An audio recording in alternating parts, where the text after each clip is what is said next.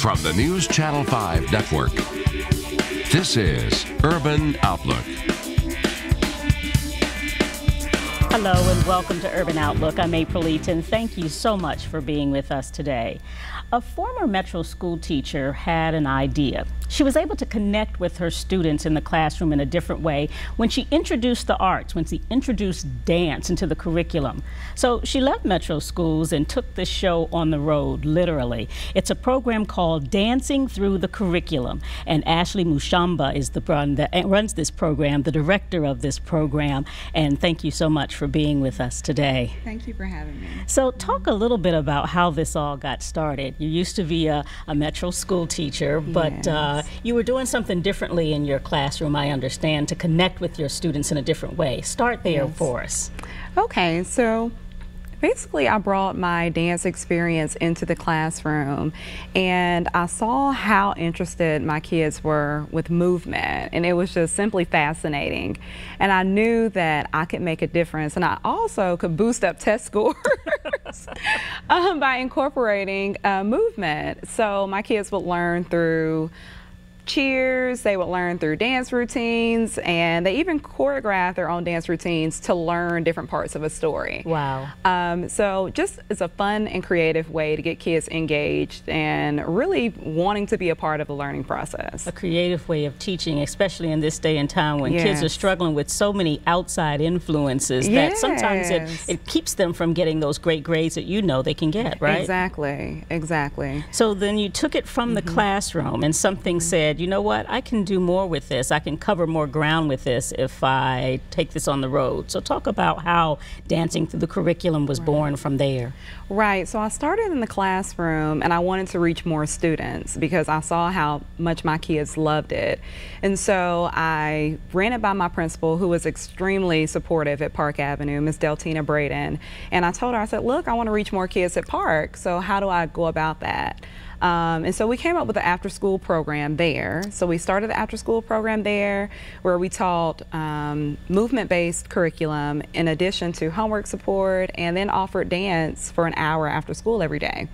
And then I just wanted to expand even more, so I decided to work on a partnership with Metro Parks and Recreation's dance department, to where we are in different community centers and we're able to offer girl talk and we offer dance as well.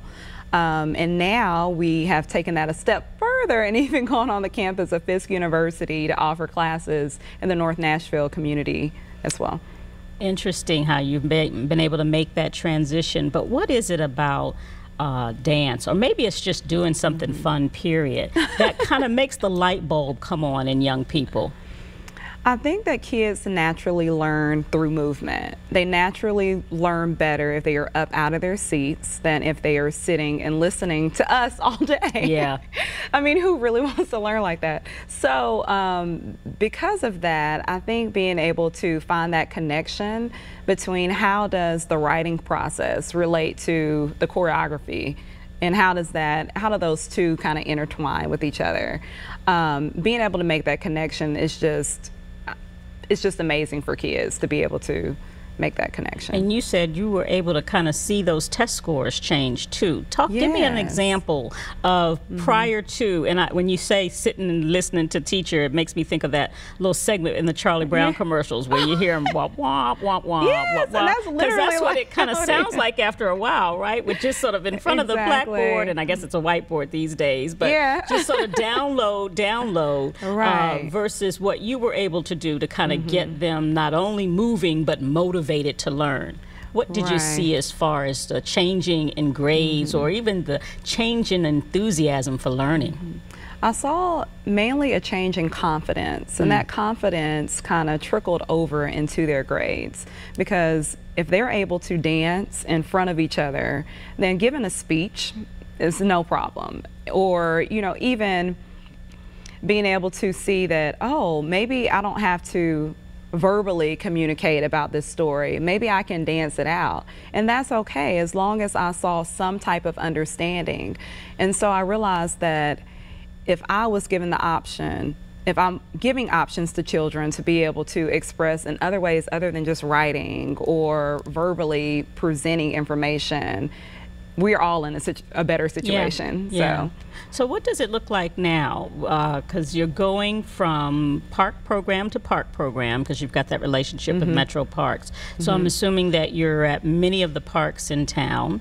And then on campus at Fisk, how are you able to keep up with all of the places that it sounds like this program is now filtering into? Well, I definitely have to say it's not me. We have a team of wonderful people. I have an amazing board who's really supportive. I have team members who have been with me since the day we opened our doors. A lot of contracted artists. We have volunteers and interns even from local colleges and universities. So contrary to what many people would like to believe, it's not a one-woman show. We have a lot of different support areas. So that's how we're able to make it flow. You have how many sites now where you're doing the program? We have Park Avenue Elementary. We're also at Nia Montessori. We are working on a collaboration with East End Park. We have Patterson Park Community Center in Murfreesboro. And we also have Hatley Park Community Center here in Nashville. And so are you there all throughout the entire week so that young people, especially young girls, are getting that exposure on a daily basis with your program, or is it once a week, twice a week, that kind of thing? So it depends on the program. The after-school dance program is Monday through Friday.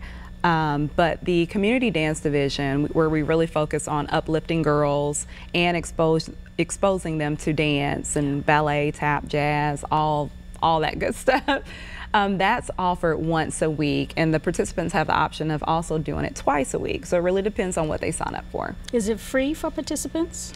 Some of our participants are on scholarships, while others they pay based on income, and then others pay the full tuition. Gotcha. So, and then age ranges for the girls. If you're at Park Elementary, think of Park Elementary. So you're talking about the younger girls up through middle school or high school?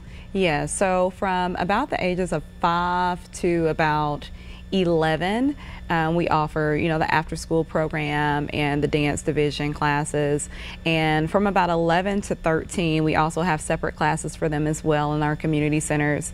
We have a unique teen program. So when they turn 13, we encourage them to be part of our teen dance division. Okay. And in that dance division, they're able to audition for our dance company called 4.0.